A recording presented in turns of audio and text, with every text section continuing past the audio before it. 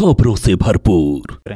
एक सेकंड, ये तो एक तो किताब के बारे में मदरसे पे क्यों ला रहे हैं मुझे, ये इरेलेवेंट टॉपिक है। और सेकेंडली मैं मदरसे का नहीं हूँ, मदरसे से जोड़ दिया, मुझे मौलाना बना दिया, ये गलत, ठीक है। और ये टॉपिक ठीक नहीं है, छोड़िए सर। लेकिन ये जो आज आपकी किताब है, आपने किताब में दो चीज़ें कही हैं कि अगर हिंदू और मुसलमानों की पॉपुलेशन बराबर होनी है तो 600 साल का वक्फा लगेगा। दूसरी बात आपने ये कही है कि 40 साल के बाद एक ऐसा समय भी आ सकता है जब पॉपुलेशन डिक्रीज हो सकती है और हमें यूरोप के उन कंट्रीज़ के पैटर्न पे जाना पड़ सकता है जो अब बच्चे पैदा करने के लिए इंकरेज कर रहे हैं और प्राइज़ दे रहे हैं।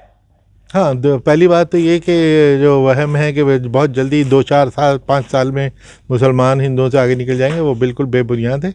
जैसा मैंने बताया कि 600 साल लगेंगे, वो भी जबकि जो 70 साल की ट्रेंड है उसमें कोई चेंज ना हो। और चेंज तो खूब हो रही है, अब मुसलमान हिंदुओं से ज़्यादा तेज़ी से फैमिली प्लानिंग कर रहे हैं, तो उस हिसाब से तो 600 साल नहीं और भी ज़्यादा लगेंगे। और मैंने जो मैथमेटिकल मॉडल बनवाया प्रोफेसर दिनेश सिंह से, उसके मुताबिक तो 1000 साल तक भी सवाल, उन्होंने कहा कि सवाल ही नहीं पैदा हो कि कभी भी मुसलमान हिंदुओं से आगे निकल जाएं। दूसरी चीज़ आपने क्या पूछी थी? जो आपने कहा कि 40 साल के बाद अगर ऐसा भी ट्रेंड आ सकता है। नहीं, बिल्कुल, ये तो पॉपुलेशन की जो प्रोजेक्शन है उसके मुताबिक ऑलरेडी इंडिया में स्टेबिलिटी ऑफ पॉपुलेशन के साइन शुरू हो गए, क्योंकि जो रिप्लेसमेंट रेट है 2.1 बर्थ रेट 2.1 अगर हो जाता है तो दैट मीन्स रिप्लेसमेंट रेट पे हम पहुंच गए। यानी अगर दो माँ बाप हैं, वो मर गए, 2 बच्चों ने जगह ले ली, तो पॉपुलेशन तो नहीं बढ़ी, वो 2 के 2 ही रहे। तो इस वजह से और ऑलरेडी हम वहाँ पे पहुँच गए हैं। 3-4 स्टेट यूपी बिहार वगैरह सिर्फ आधा फ्रैक्शन ऑफ ए पॉइंट पीछे रहे हैं, 2-3 साल में वो भी वहाँ पे पहुँच जाएंगे। तो पूरे इंडिया में अब हम रिप्लेसमेंट रेट से भी नीचे जाने वाले हैं और 10-15 साल के बाद पॉपुलेशन स्टेबलाइजेशन हो जाएगी।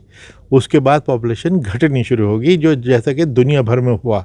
बल्कि यूरोप में तो अब जो वहाँ पे पहले फैमिली प्लानिंग की बात करते थे, अब कहते हैं अब बच्चे बढ़ाओ, 3 करोगे 4 करोगे तो इतना इंसेंटिव मिलेंगे, पैसे कैश अवार्ड देते हैं, ठीक है। सर, आपने एक और बात कही कि आज़ादी के वक्त हिंदुओं और मुसलमानों में बहुत ज़्यादा फ़र्क नहीं था, लेकिन अब 80 और 20 का बड़ा फ़र्क है। इसका मतलब हिंदुओं की आबादी बड़ी तेज़ी से बढ़ी है।